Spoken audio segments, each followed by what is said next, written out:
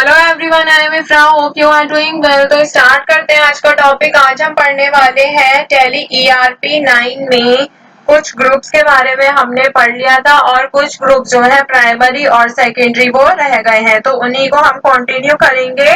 देखिए टोटल क्या होता है, टैली में 28 ग्रुप्स होते हैं जो कि प्री डिफाइंड रहते हैं, मतलब कि पहले से बने हुए यहाँ पर वो दिखते हैं हमें।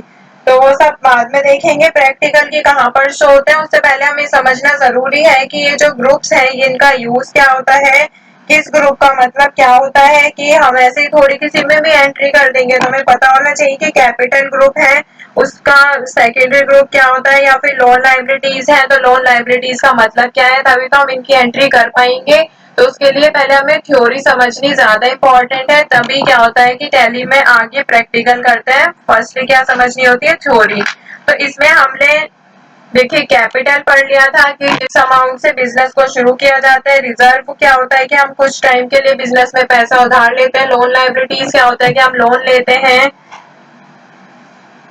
तो वो लोन लाइबिलिटीज के ग्रुप में आता है। सिक्योर्ड लोन, किसी चीज को सिक्योरिटी पर देकर हम लोन लेते हैं विद इंटरेस्ट, तो सिक्योर्ड लोन होता है। अनसिक्योर्ड लोन को अगर वन लाइन में डिफाइन करूँ तो इसमें सिक्योरिटी के बिना ही क्या होता है कि हमने किसी से उधार लिया अपने बिजनेस के लिए और उसे मान लेते हैं कि 3 दिन के वादे के साथ बिना कुछ गिरवी रखे हमने उधार ले लिया। This is unsecured loan and it's a part of secondary group. Now we will discuss about the third part of the loan liabilities, that is bank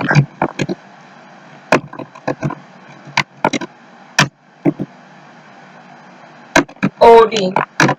OD मतलब क्या होता है, ओवर ड्राफ्ट अकाउंट। ठीक है, तो चाहे तो ये स्लैश हटा दिए, ओडी से आप समझ जाएंगे। तो देखिए बैंक ओवर ड्राफ्ट अकाउंट क्या होता है, this is also a secondary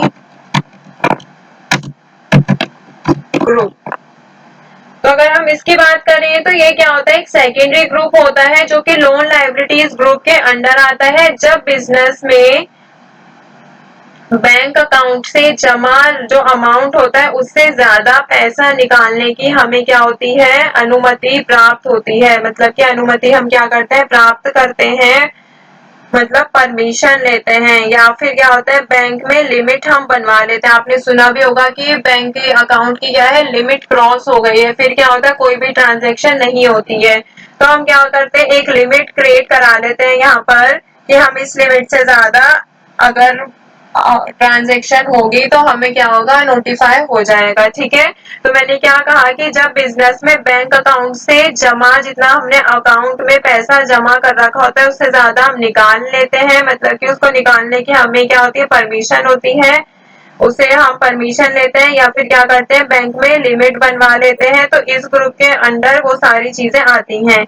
इसमें हमें बैंक मैनेजर से क्या लेनी पड़ती है, परमिशन लेनी पड़ती है। और वहां पर क्या होता है कि एक डॉक्यूमेंटेशन के बाद बैंक के थ्रू लिमिट का यहाँ पर हमें बता दिया जाता है कि आपकी लिमिट मतलब बन गई है। और फिर क्या होगा, बिजनेस में जरूरत पड़ने पर बैंक ओवरड्राफ्ट से हम पैसे निकाल कर हम यूज कर सकते हैं उसका। ठीक है, तो इस सर्विस के लिए क्या करते हैं, बैंक हमसे कुछ इंटरेस्ट भी लेता है। ऐसे तो वो हमारा काम करके नहीं दे देगा, जो हम अपनी लिमिट क्रिएट करा रहे हैं यहाँ पर, या फिर बोल सकते हैं कि हम जितना अमाउंट हमने जमा करा उससे ज्यादा निकाल रहे हैं, उसकी परमिशन ले रहे हैं निकालने की, अमाउंट जमा से ज्यादा की।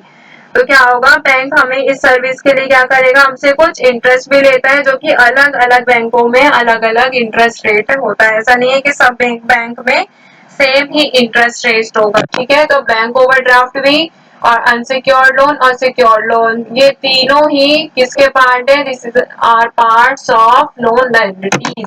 Now we will move on and discuss about the seventh, that is current assets.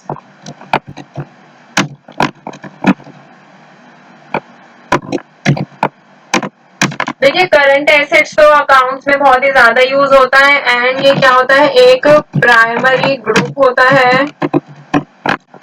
Primary group मतलब कि ये फर्स्ट ग्रुप होता है। ठीक है, तो कंपनी के जितने भी हमारे करंट एसेट्स होते हैं इसको हम बोल सकते हैं कि जैसे कैश इन हैंड हो गया, तो इस टाइप से क्या होता है, करंट एसेट्स होते हैं। अगर मैं इजी वर्ड्स में आपको बताऊं करंट एसेट्स का मतलब कि करंट एसेट्स वो बोल सकते हैं कि कुछ ऐसे रिसोर्सेज जो कि बिजनेस ओन करती है और एक्सपेक्ट करती है उनको यूज करने का या फिर सेल करने का विद इन अ ईयर, मतलब एक साल में या तो वो एसेट जो है परचेज करे वो सॉरी सेल किए जाते हैं या फिर उनको यूज किया जाता है।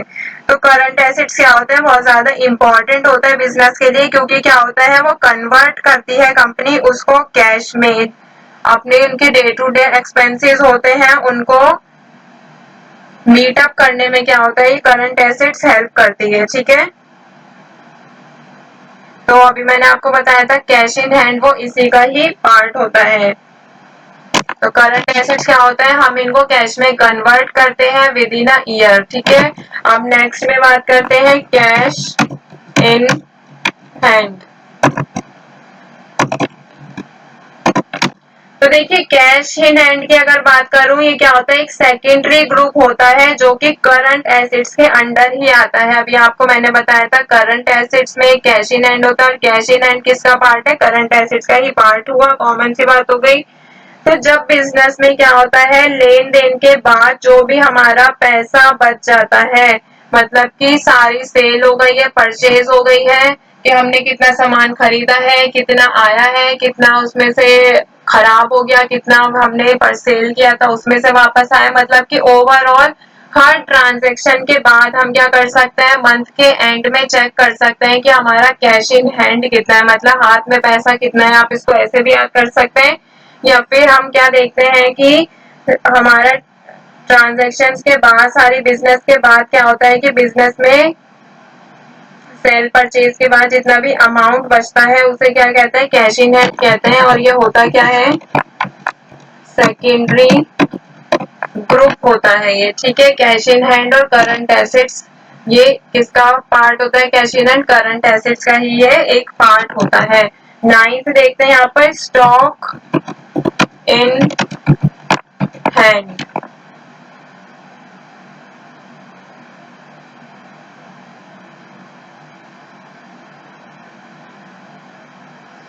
तो अगर हम देखें यहाँ पर कैश इन हैंड था, अब क्या हैंड है, स्टॉक इन हैंड है। ठीक है, इसमें क्या होता है, refers to the amount of goods a company has available at a given time, मतलब कि एक टाइम पर, मतलब टोटल अमाउंट जो होता है आइटम का जो कि हमारा करंटली अभी हमारे वेयर हाउस में है। ठीक है,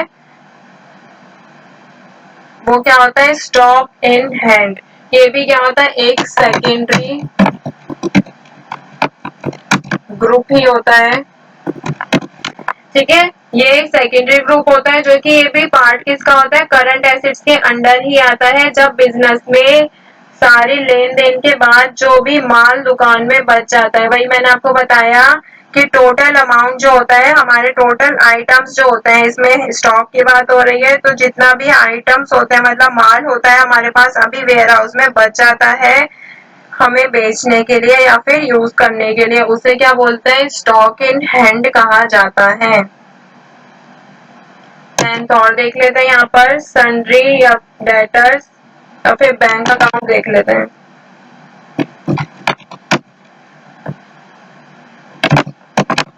देखिए बैंक अकाउंट, बैंक का नाम तो आपको पता ही है, तो क्या होता है सेकेंडरी ग्रुप होता है। लिख देती हूँ पहले फिर एक्सप्लेन करते हैं।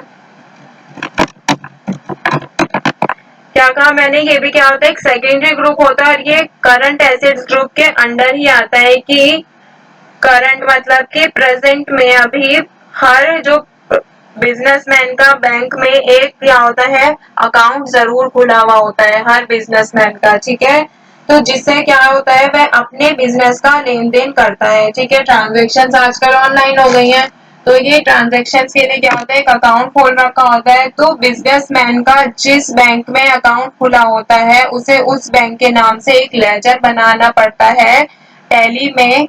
ठीक है, टैली में किस नेम से बनेगा, बैंक के नेम से ही लेजर बनेगा, और उसका ग्रुप क्या रहेगा, बैंक अकाउंट रहता है। उसमें ऑप्शन आता है आपका बैंक अकाउंट का, वही आपको सिलेक्ट करना होता है। जैसे अगर मैं एग्जांपल देती हूँ हरिओम का ही ले लेते हैं, हरिओम प्रिंटर्स का एक्सिस बैंक या फिर बोल सकते हैं कि SBI state bank of India में अकाउंट खुला हुआ है, जिससे वह अपने बिजनेस में क्या करता है, ट्रांजेक्शन्स करता है कि अगर सेल करनी है तो अगर वो अमाउंट मंगाना होगा तो वो क्या करेगा, SBI या फिर एक्सिस बैंक से मंगा लेगा, मतलब कि अपना अकाउंट नंबर दे देगा। ऐसे अगर परचेज करना है तो वो बैंक से ही परचेज करता है। तो तब ऐसी सिचुएशन में क्या होगा, एक्सिस बैंक या फिर जो भी बैंक है उसके नेम से एक लेजर बनेगा और उसका ग्रुप क्या रहेगा, बैंक अकाउंट ही उसका ग्रुप रहेगा। ठीक है, तो यहाँ पर हमने काफी सारे और इम्पोर्टेंट अकाउंटिंग टर्म्स या फिर बोल सकते हैं प्राइमरी और सेकेंडरी ग्रुप्स के बारे में पढ़ा है। तो आई होप आपको ये सारी चीजें क्लियर हो गई होंगी। ये बेसिक चीजें अगर आपको ये क्लियर नहीं होगा तो आपको एंट्री करते वक्त समझ नहीं आएगा कि कौन से लेजर को कौन से ग्रुप में रखना है, इसीलिए कंफ्यूजन दूर करनी जरूरी है। तो मिलते हैं नेक्स्ट सेशन में, stay tuned and thank you.